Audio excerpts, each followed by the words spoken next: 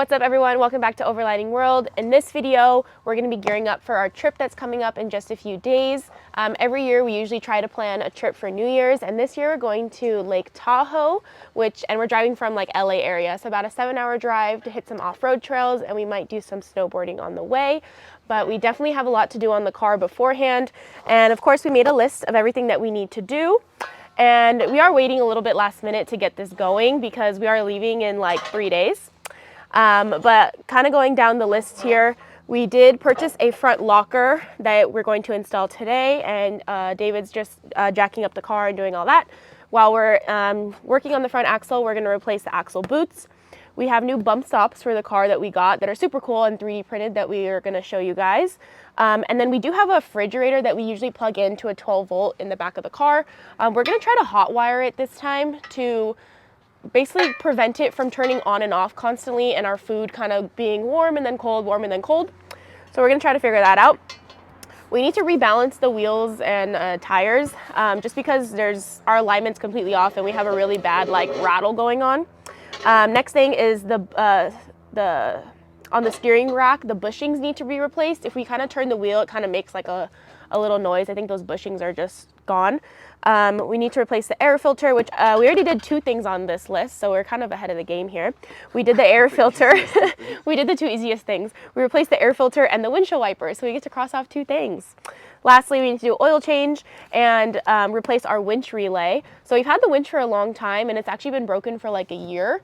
Story time, we pulled out a F350 that was kind of like sliding off a cliff, and I don't know what happened to the winch, but it basically, like, something inside the housing just got messed up. We ended up fixing that, but the actual winch, like, solenoid and, like, the relay that's on top in the little box, like, wasn't engaging properly. So we're gonna replace that today. And then last thing is to add some more bolts to our bumper. We've replaced these multiple times, and we're trying to find ones that actually fit and can, like, go and thread all the way in. So that's our list basically for today. But first I'm gonna cross off the air filter and windshield wipers since we already did 2 things. Biggest thing for today, of course, is going to be doing the front locker and working on the front end. So let's get into it. This is our lineup of parts that are getting replaced. And these boxes are the boots for the front. These are the new bump stops that we were talking about. They're 3D printed. They're actually pretty cool. You could kind of see like the layers. There you go, now you can see that. You can see like the layers on there. Pretty cool. And I've got oil filter, and then this is the locker that's going in the front. We're going with the Lockrite, kind of like the auto locker, similar to the one that we had in the back. So yeah, that's kind of what we're working with so far. So we're gonna pull the axles out since we gotta rebuild the CV boots. And yeah, so the whole suspension front end kind of needs to come off right now. And then once the axles are off, the front diff can come out, and then we'll install the Lockrite. For those who didn't know, we do have wheel spacers on in order to fit the 35s with the methods. So we have to remove those as well to get to like the center hub bolt. So that's what we're doing right now. And they're very stuck, which is actually good. That means they were on there securely. Rotor is off, and we made this contraption to hold like the brake line and the speed sensor. So we don't have to put too much tension on that. Next thing is going to be removing like the hubcap and taking the center bolt off. And upper control arm is free.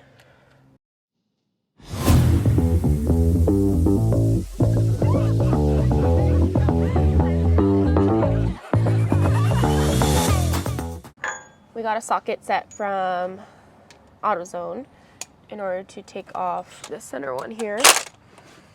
Let's do it. So nice. The best investment we've ever made. Makes everything so much easier.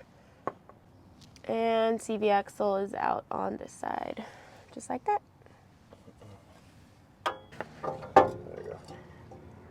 The axle's stuck. Ta-da! We're hanging this on the tree for Christmas. We think that this is the first time that these boots and stuff have been replaced, but everything looks pretty good inside. No like real dirt, everything is greased still, which is great. It's just that these boots have ripped over time and like the clamps have broke, so we wanted to replace it because we know we're getting a lot of dust in there. Well, we weren't prepared for When we pulled the axle out, that it was gonna start leaking, so we had to run and grab a box. So we got the CV axle out, but since our shock is big, we can't actually like pull it all the way out. See, there's not a lot of space. So we're gonna try to remove the bump stop to see if we can get the CV axle out. Otherwise, we have to unbolt the shock, which I don't want to do. And since we're gonna replace the bump stops anyway, why not just get that out of the way? Yup. Okay, well, we did what we didn't want to do. We just unbolted the bottom bolt on the shock and we're able to get the axle out. Same process is about to happen on the other side, and then we'll catch back up with you guys when we're gonna take the diff out. The outer boots are pretty good. None of them are bad, and they look like they've been replaced recently. The inner ones, though, they're the ones that are crap. Like this one is pretty torn, way worse. Like look at this, and it's been like hear that? Yes, they hear it. Sounds nice. Yeah, the boot's gone, non-existent. So I'm gonna get a bucket going here. We're gonna put these in there, put some gasoline, clean them up, get them brand new, and re-grease them. This looks so disgusting, but it's like gas and water mixture, and we were just kind of getting all the grease off. Probably let it soak here for a little bit, and then put the actual boots back on. In the meantime, we're gonna try to drop the diff. This side is all out. Next is gonna be dropping the diff. So we're gonna start loosening all that. We just drained all the oil, and so it's ready to come out. All right, front diff is out, but we can't get it separated because this piece is like stuck for some reason. The stub shift. Whatever it's called. And so we're trying to yank it apart because that's what the internet says to do. But there's the pinion. Everything else looks pretty good. The front diff is designed for people like us where we don't torque things to spec. So these have these retention tabs on the bolts to not allow them to back out. These would have been very helpful on our rear diff to not allow this to happen. Video coming soon for that one. Well, probably coming before. Should already be out. So, yeah, let's get these out, get the ring gear out, and put the lock right in.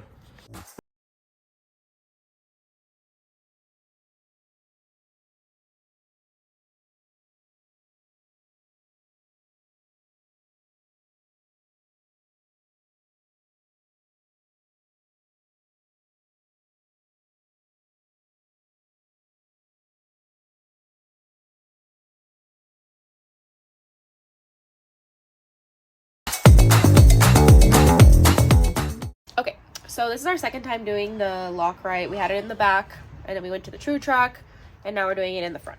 So we're a little bit familiar, even though it's been like 2 years since we've done it. Yeah. But it's all coming back to us about how much of a pain in the ass this was to assemble. And so we're gonna try to see how far we can get tonight. Not fun. Not fun. But I'm gonna start just assembling the locker itself.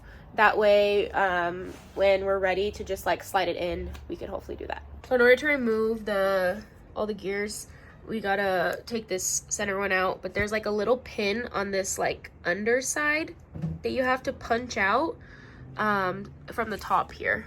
I'm not sure there it is. From this hole right there. We have to punch it out through there in order to get that center one out, in order to take the spider gears out. So that's the next step. All right, this is the little piece that we're talking about. So we have it out. Okay, this is the pin, just came out. And now this part just falls right out nice and easy. And now we can take apart the middle. So now once you spin it all the way around, they'll be able to just feed right out. And then these just pop out. Angle. So if you've ever seen how your dish goes together, it looks like that. And now there's space in the middle for us to put the lunchbox in. So instructions come with this like expanded view, exploded view, if you will, of everything. And so we're gonna basically just follow this and put it back together. From what I remember last time, those springs were probably the hardest part, just because you have to put a spring and another spring and then put it inside of like the locker like housing. So we should see how that goes this time. Okay, we're gonna slowly assemble everything and grease each mating area. That way everything goes together nicely. Already put the bottom part in there. And there goes the grease. And this is the part that ratchets, and which usually makes like the clicking sound when it comes with these lockers. So like the teeth will open up, ratchet, and then the teeth will lock, and that's when you get the actual locker. So we're following kind of step-by-step instructions and greasing, and then pins are going in. Last time we did this, we didn't have the instructions because we bought it like secondhand. So this is kind of nice.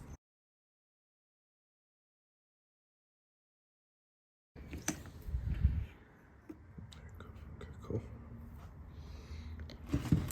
Perfect. So you see it has a little gap, and that's what the pin is holding. So it's kind of in between just how it was with the spider gears.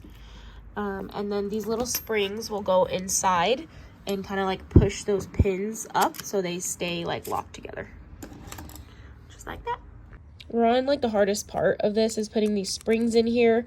They're like a spring within another spring, so they're really like strong. And so you have to force it in there in order to keep the pin up, and it creates this gap. So we did one, so now we have 3 more. So now pin is gonna go back in, and hopefully it's easier to put in. So same pin goes back in the center to hold in the new gears, and then we're just gonna hammer this all the way in.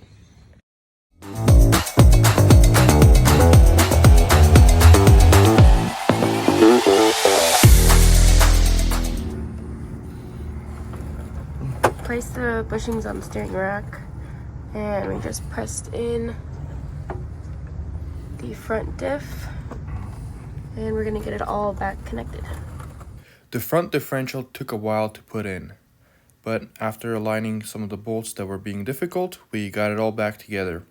After the bump stops, we installed the rebuilt axles, which slid in place nicely, and everything else went back together pretty easily, and the car was back on the road. We were able to use the front locker during our trip, and we saw that it made a very big difference clearing obstacles, especially now that we have the true track in the back, which can be very finicky sometimes. Since we have a manual control of the ADD system in the front axle, the lunchbox locker that's in the front can be easily locked or unlocked. So when you select 4-wheel drive, the car becomes technically 3-wheel drive, and when you lock the front ADD, the car is now locked on the front axle. So very easy to use and very handy on technical trails. So this is the poor man's front locker.